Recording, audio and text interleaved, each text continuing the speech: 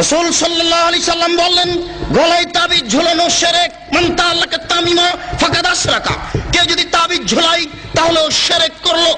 যে কোনো তাবিজ, যে কোনো মাদুলি, কোরআন মাজিদের আয়াত লিখে তাবিজ ঝুলালে ডবল অন্যায় হয়। কোরআন মাজিদ কারো গলায় ঝুলে পায়খানায় যাওয়ার জন্য আসেনি, গলায় ঝুলে পেশাবখানায় যাওয়ার জন্য আসেনি। যে কোনো অন্যায় করবে কোরআন মাজিদের আয়াত গলায় করে, এটা নয়। এদেশের কোরআন মাজিদের প্রথমে দেখবেন কতগুলি নকশা করা আছে, এই নকশার তাবিজ ঝুলালে এই হয়। এদেশে যারা কোরআন ছাপাচ্ছে, এরকম আকীদা যারা রাখে, এরাও মুশরিক। এই পাতাগুলি ছিঁড়ে ফেলতে হবে। এরকম কোরআন ছাপায় যারা, তাদের বিরুদ্ধে যতদূর শক্তি প্রয়োগ করা সম্ভব তা করার জন্য চেষ্টা করতে হবে। এরা জাতিকে ধ্বংস করছে, আপনাদের ধ্বংস করছে, মুসলমানকে ধ্বংস করছে এক মিথ্যে কৌশলে, শিরক করে শিরক করিয়ে। বায়সাতের পাগড়ি বেঁধে যদি কোরআন মাজিদের আয়াত দিয়ে জুব্বা পরে আল খাল্লা পরে যদি তাবিজ লিখে দেয়, তবুও তা শিরক হবে। সাবধান থাকবেন।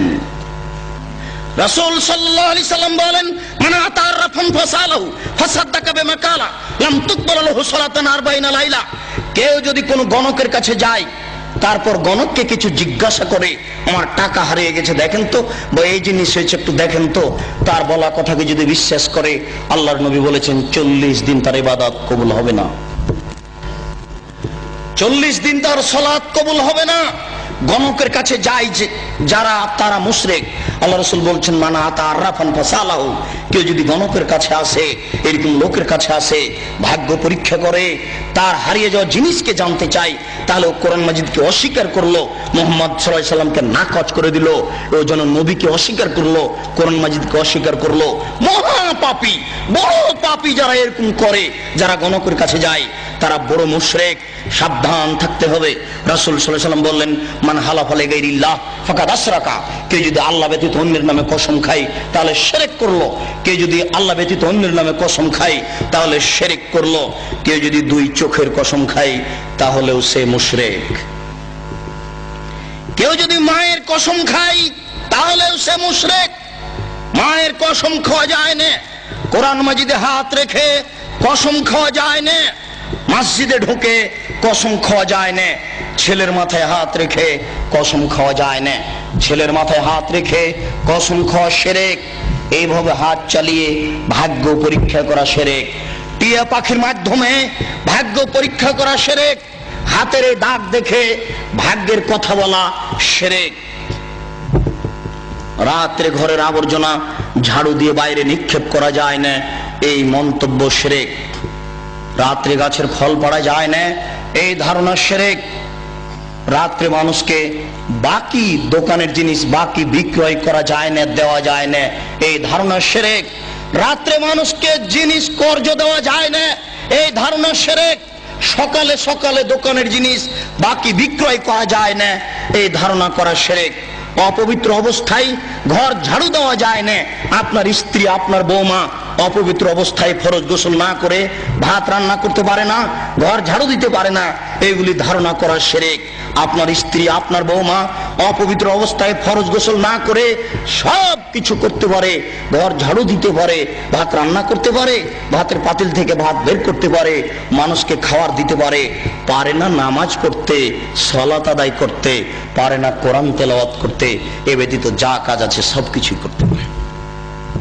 দিনাজপুরের জনৈক হেডমাস্টার আমাকে বলছেন, আব্দুল রাজ্জাক সাহেব, একটা গোপন জিজ্ঞাসা আপনার কাছে করছি, মনে কিছু নিয়েন না। আমরা অপবিত্র অবস্থায় রাত্রে ঘুম থেকে উঠে বা বিছানা থেকে উঠে হাতে রুমাল জড়াই। হাতে রুমাল জড়ানোর পরে ওই যে দরজাতে যে খিল আছে, বন্ধ করা আছে খিল, ওটা বুঝেন কি? ওই খিলটা হাতে গামছা জড়ানো অবস্থায় খুলি, কেননা এ হাত যদি কাঠের সাথে লেগে যায় তাহলে কাঠ অভিশাপ করবে। একজন হেডমাস্টারের কি আকীদা!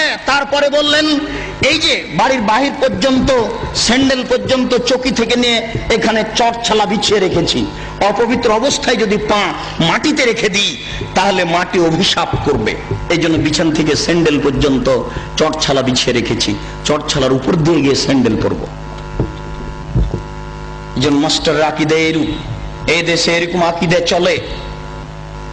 গরুকে লাথি মারা যায় না, এই ধারণা শিরক। ধানের উপর দিয়ে জুতা পায়ে দিয়ে হাঁটা যায় না, এই ধারণা শিরক। হাত থেকে গ্লাস পড়ে গেলে কুটুম্ব আসতে পারে, এই ধারণা শিরক। ঘরের উপরে কাক ডাকছে কেউ আসতে পারে, এই ধারণা শিরক। তুলসীর গাছ উঠিয়ে ফেললে বা তুলসীর গাছ ভেঙে ফেললে বা তাতে লাথি মারলে ক্ষতি হতে পারে, এই ধারণা শিরক। এমন দুনিয়াতে কাজ ও কর্ম আছে যেগুলি করলে এই হতে পারে, এই হতে পারে, এরকম নামে যত মন্তব্য আছে এইগুলি সব শিরকের অন্তর্ভুক্ত। সাবধান থাকুন। রাসূল সাল্লাল্লাহু আলাইহি সাল্লামের ভাষায় বোঝা যাচ্ছে ছবি ও মূর্তি হচ্ছে শিরকের উৎস। আল্লাহ রাসূলের কথাই বোঝা যাচ্ছে ছবি ও মূর্তি হচ্ছে শিরকের উৎস। আলী রাদিয়াল্লাহু তাআলা আনহু বলেন, রাসূল সাল্লাল্লাহু আলাইহি সাল্লাম এক বৈঠকে বললেন, আলী লা তাদু তিনসালান ইল্লা তামাস্তাহু ওয়ালা কাবরান মুশরিফান ইল্লা শাওয়াইতাহু। আলী তুমি ছাড়বে না কোনো উঁচু কবর, সবকে ভেঙে সামান করে দাও। আলী তুমি ছাড়বে না কোনো ছবি মূর্তি, সবকে ভেঙে খান খান করে দাও, চৌচির করে দাও। বাড়িতে যে নেতা নেত্রীর ছবি ঝুলে রেখেছেন, এরকম ছবিকে সম্মান করা শিরক। পিতামাতার যে ছবি আপনি বাড়িতে ঝুলে রেখেছেন, এরকম ছবিকে সম্মান করা শিরক, ছবিকে মূল্যায়ন করা শিরক। আপনার ছেলে মেয়ের পাসপোর্ট সাইজের ছবি রেখে, আপনার ছেলে মেয়ের লেখাপড়ার জন্য, পরীক্ষা দেওয়ার জন্য পাসপোর্ট সাইজের ছবি রেখে বাড়িতে যত ছবি আছে অ্যালবামের সমস্ত ছবির মুখের উপরে লাথি মেরে সবকে ছিঁড়ে চৌচির করে দিতে হবে, পানিতে আগুনে পুড়িয়ে দিতে হবে, পানিতে ফেলে দিতে হবে। একে মূল্যায়ন করা যাবে না। 1971 সাল থেকে নিয়ে আজ পর্যন্ত এদেশের মাটিতে যত মূর্তি তৈরি করা হয়েছে সমস্ত মূর্তিকে ভেঙে খান খান করে দিতে হবে, চৌচির করতে হবে। আপনি না পারলে আপনার ছেলে করবে, আপনার ছেলে না পারলে তার ছেলে করবে। কেউ যদি ভাঙতে না পারে, তাহলে যেদিন ঈসা আলাইহিস সালাম আসবেন সেদিন এদেশের ছবি মূর্তিকে লাথি মেরে ভেঙে চৌচির করে দিবেন। সেদিন কোনো মায়ের বেটা ঠেকাতে পারবে না। কেন? আল্লাহ রাসূল বলেছেন, ইয়াদখুলুল ইসলাম ফি কুল্লি বাইতি মাতারিন ওয়া বারিন ওয়া ইজ্জি আজিজিন ওয়া জুল্লি জালালিন। প্রত্যেক ইটের বাড়িতে ইসলাম প্রবেশ করবে, প্রত্যেক খড়ের বাড়িতে ইসলাম প্রবেশ করবে, শহরের বাড়িতে ইসলাম প্রবেশ করবে, গ্রামের বাড়িতে ইসলাম প্রবেশ করবে। সম্মান সহকারে, না অপমান সহকারে। সবাই যদি ইসলাম মেনে নেয় তাহলে মর্যাদার হানি হবে না, আর যদি ইসলাম না মানে তাহলে পিটিয়ে ইসলাম গ্রহণ করতে বাধ্য করা হবে, ব্যক্তিকেই পিটিয়ে বাধ্য করা হবে। তাহলে ছবি মূর্তিকে সে সম্মান দেবে কি করে? ছবি মূর্তিকে সম্মান করা শিরক, মূল্যায়ন করা শিরক। আজ এখান থেকে উঠে বাড়িতে ঢুকে শোকেজে যত পুতুল আছে, যত ছবি মূর্তি আছে, আপনার আমেরিকা থেকে আনা যদি সোনার হরিণ হয় তবু লাথি মেরে ভেঙে চৌচির করতে হবে। ওকে মূল্যায়ন করা যাবে না। ছবি মূর্তিকে মূল্যায়ন করা শিরক। জন্মদিবস পালন করা শিরক, মৃত্যু দিবস পালন করা শিরক, 16 ডিসেম্বর পালন করা শিরক, 21শে ফেব্রুয়ারি পালন করা শিরক, 26শে মার্চ পালন করা শিরক, পহেলা বৈশাখ পালন করা শিরক, কবরে ফুল চড়ানো শিরক, শহীদ মিনারে ফুল চড়ানো শিরক। 21শে ফেব্রুয়ারি যদি সারা বাংলাদেশের নারী পুরুষ পায়ের জুতা খুলে হাতে ফুল নিয়ে বরকতের কবরে দেয়, শহীদ মিনারে দেয়, তাহলে কি তারা বরকতের 1 পয়সা উপকার করতে পারবে? পারবে না। এই জন্য এরকম জাতিকে আমরা শিক্ষিত জাতি বলি না, এরকম হেডমাস্টারকে আমরা শিক্ষিত বলি না। এরকম জাতির, এরকম হেডমাস্টারের নিপাত হোক, এটাই আমরা চাই। যার দ্বারা জাতি উপকৃত হতে পারে না, যে শিক্ষিত সমাজের দ্বারা জাতি কবরে যায়, জাতির পরকাল হারায়, ওরকম শিক্ষিত সমাজ আমরা চাই না। আমরা চাই শিরক বিদআত মুক্ত সমাজ। যে শিরক বিদআত মুক্ত সমাজে আল্লাহকে সন্তুষ্ট করতে পারবো। অনেক সময় পাপ করলেও আল্লাহ ওরকম অসন্তুষ্ট হন না। শিরক করলে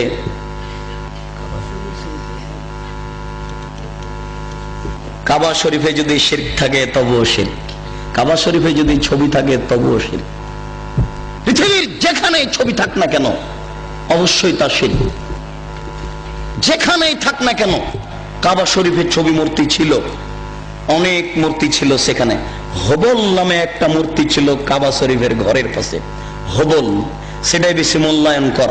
সেই হবল মূর্তির পাশে ছিল একটা পাতিল, সেই পাতিলে ছিল 3টা খড়ি, অর্ধ হাত হোক আর 1 হাত হোক 3টা খড়ি ছিল।